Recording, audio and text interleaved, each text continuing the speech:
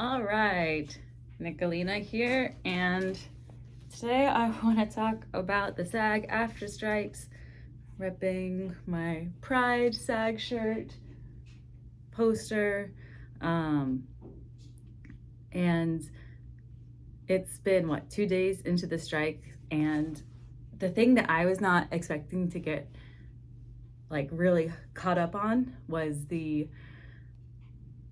Orwellian dystopian future AI question.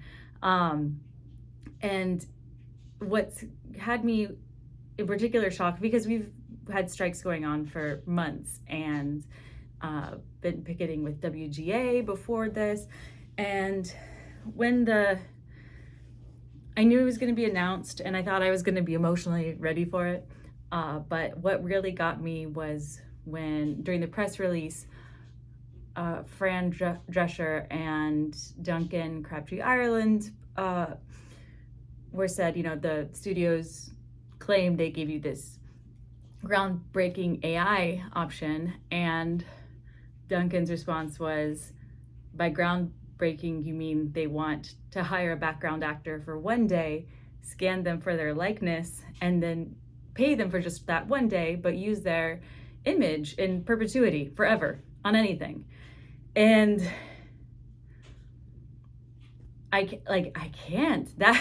I've been in this sort of deep, sudden shock, existential crisis ever since, because I didn't realize the scope of the issues was that dire.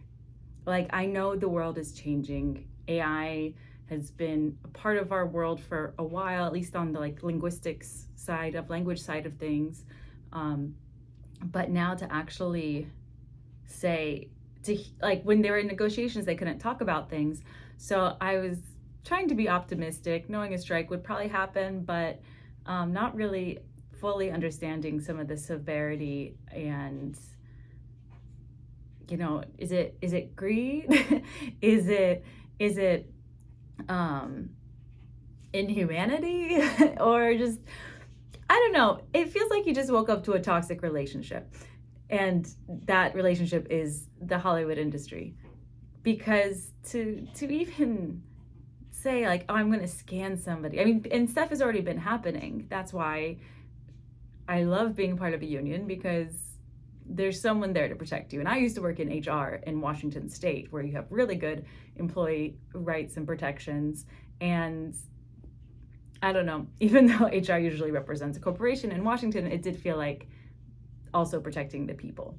And since leaving the cozy comfort world to pursue something that was just my calling, I had no choice, really.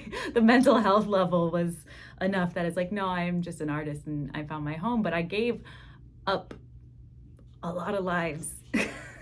Not just lives. I turned around to the performing arts life when I was in 2019, and I was about to have babies in my second marriage, and I didn't. I also hadn't fully come out yet, so another good thing that didn't go all the way through. But it was, when you look at art and theater and performance in places like Europe, it's subsidized by the government, because it's a part of social history, of social culture, and it's, I don't know if social responsibility is the right word, because now you get into sort of ethical or propagandistic perceptions of government-sponsored art. However, a lot of our TV and film industry is government-sponsored from the U.S. military-industrial complex from the 50s. Nuclear families and all of the superheroes basically being soldier propaganda. To join our incredible army, we're the best, or whatever, be a superhero, fight for freedom. It's propaganda.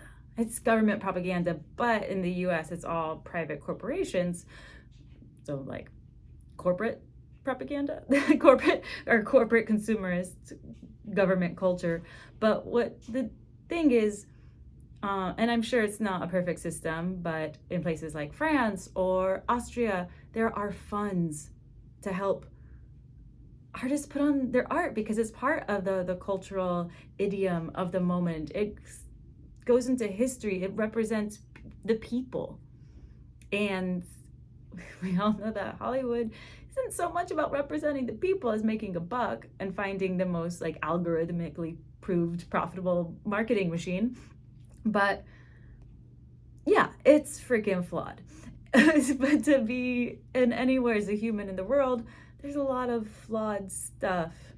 But I just didn't think it would be this twisted. And I've been reading sci-fi Russian novels from the early 20th century, Zamyatin, or мы in Russian. This super dystopian future, I think written around 1913, 1919 maybe. And then basically like it's what 1984 became based on.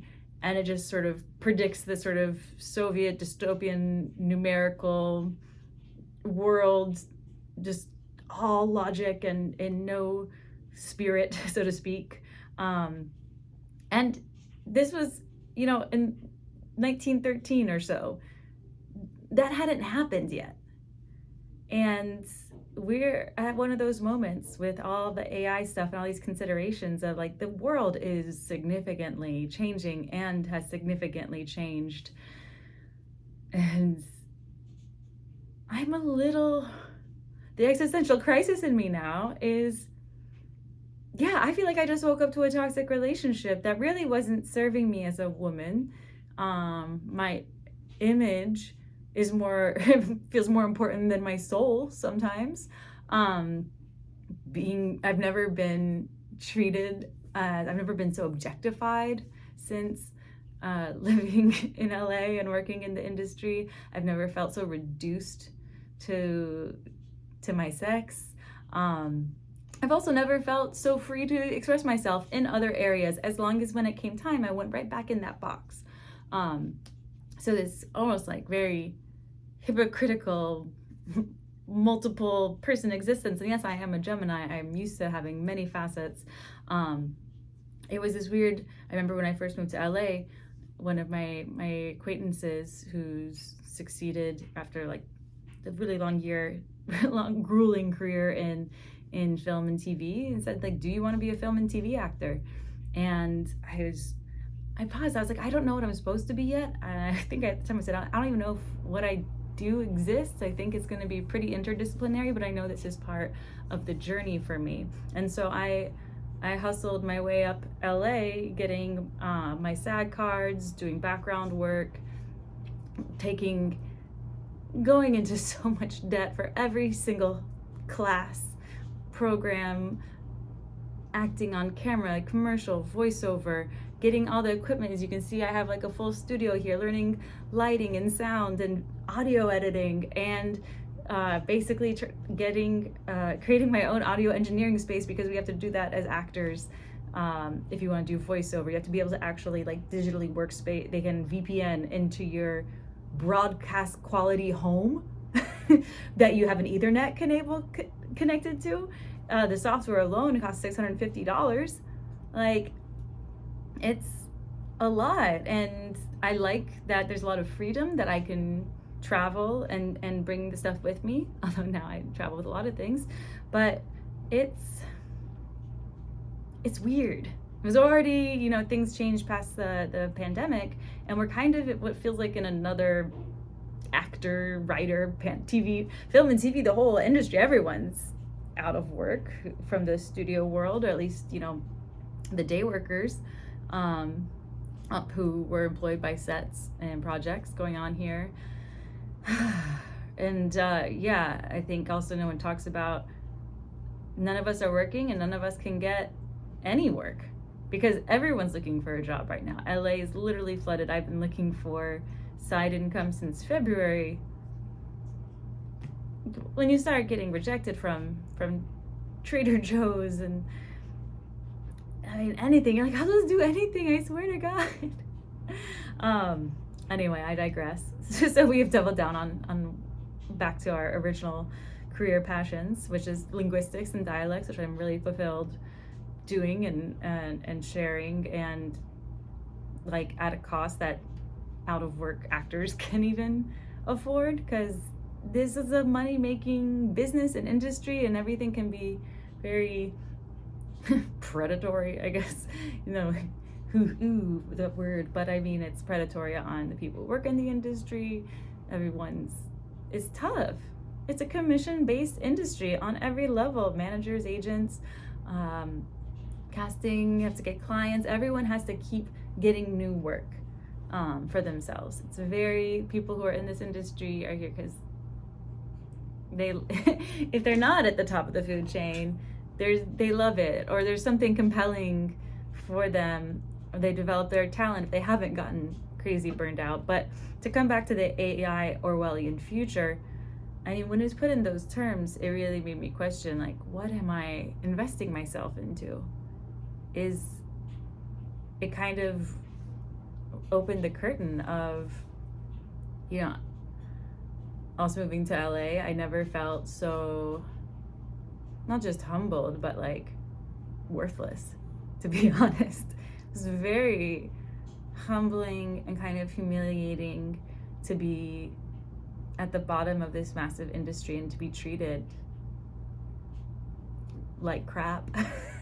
Not all the time, not by everyone, but I was maybe more risk-taking in my art before I came to LA, and then I thought I needed to learn how to be someone else. Then it all comes down to, breaking it down and being yourself, and have started to find myself again in more the world of like European clown and comedy, and getting back into stand-up and writing and other things.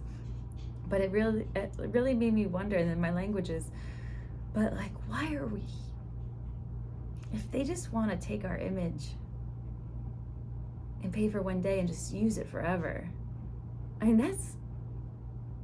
that's trash. I'm sorry. That's exploitative. And I think I knew there was a lot on the table, literally, with these negotiations. The fact that the writers are striking, it's like, buckle up for reality TV and everything, and then also everything going abroad and content being made abroad, but which is, I do think things happen for a reason, and I'm a huge fan of globalization, but whatever does get molded here will sort of trickle out into the rest of the industry at some point. And are they going to be able to really fix this machine that's to its core exploitative and consumerist and just about capitalism turning a profit? I mean, are all creators like that? No, this is just the studio TV film world, which I do like. I like being in that world. I genuinely do. But they took a lot. I felt like I've lost a lot of power since coming into this world, and there's a lot of incredible independent creators, and again, it's people hustling for their job, for their financing, and to create people who want to create imaginary worlds and then bring them to life. I mean, it's magic, and it's very expensive magic, and with the decentralization of things, especially after the pandemic, it was kind of exciting. I was like, okay, cool. By having more streaming, we're putting things back into creators and consumers. I think social media is super powerful. And if anything, I think my guess is that the strikes and lockdowns of production, are they going to be able to solve this? I don't even know. This could be a while. This could genuinely be a while. Like the lockdowns, we don't know what's really going on, or if it's going to resolve. And definitely hope for the best good. And good things happened in the past when there were strikes, and when there were strikes together, such as residuals even starting in the 60s. It's not regular work, but it continues to make money for advertisers and streaming services, so everyone part of it should be compensated. And with streaming, with everything shutting down, streaming have basically turned into little mini cable companies. And what I see that could happen in the next several months as everything dries up is the social media stars, like a YouTube or a TikTok, and by stars I just mean people sharing themselves. That's true representation, to be honest. And there's some dark side, because we're dark. We know what we're opening up with Chat GPT and the AI, and it's just going to keep growing, is we're going to have to face ourselves as people, as humanity, and a lot of this pretend we're on your side kind of facades, like I thought was going on in the negotiations. I was genuinely moved about how upset the SAG board was at the press conference. Like, it's clearly so truly hurt and impassioned. And when you go on strike, like, it better be for real, right? But like that level of intensity, because this is the beginning of, I don't want to say the end, but of something different. Everything is going to change. These questions aren't going to go away. And I think it's my existential crisis is, I thought this was the path on what I was supposed to go and reach in my life, and this is so out of mine or anyone's control. It actually reminds me of when I went to Russia for the first time, thinking I was going to be this great diplomat and work in the State Department, and I get there and I'm like, oh, this is so much bigger than me. And that was in 2008, 2009. And I still messed up my security clearance. I guess I was not meant to work in the government at that time, and I'm pretty glad I didn't. But maybe I'll write a show about what could have been like. And because later, anyway, we're not talking about the CIA right now. They came back around for the Balkans, and we still, not a good idea. But, you know, I thought, I was so sure. I was like, SAG all the way, baby, and I am. But is this the existential crisis is, okay, well, what now? And I think what I've learned on this journey so far is finding myself and not being afraid to be real anymore. And by real, I don't mean like I have to overshare or anything, but to be emotionally available and connecting and vulnerable, because I do think the world has already changed, and it's all disrupted. It's been disrupted since COVID. I mean, even if I hadn't left corporate, the world's a different place. Even looking for jobs at this time, post-pandemic, the work that I did in corporate 5 years ago, those jobs have a very different value now because the world has changed. And it's just gonna keep rapidly changing. And I know people in the arts are used to adapting to constant change, but it's been a lot. And I've been doubling down on yoga and meditation after going some darker paths to process were not paying off. This is change time. This is go time. And of all the excitement and intensity of the picket lines right now, yes, there's a lot of corporate greed going on in general, and a lot of all these other topics to be covered, but what happens in the AI realm here as the first sort of public showdown over how we want to be treated as human beings in an AI world, or maybe finally the world admits, the powers that be admit that like they don't want to treat us as human beings, they want to treat us as indentured consumers. That's one point of view for you. Yeah, we'll see. This is disturbing, and so I've been taking some space to come back and be calm and bring the heart rate down and create on my own terms, still following, but even that is really hard right now because even this, I did do my SAG agreement to even record a little podcast like this, which is great. But now I also feel like everything about my art is owned by somebody.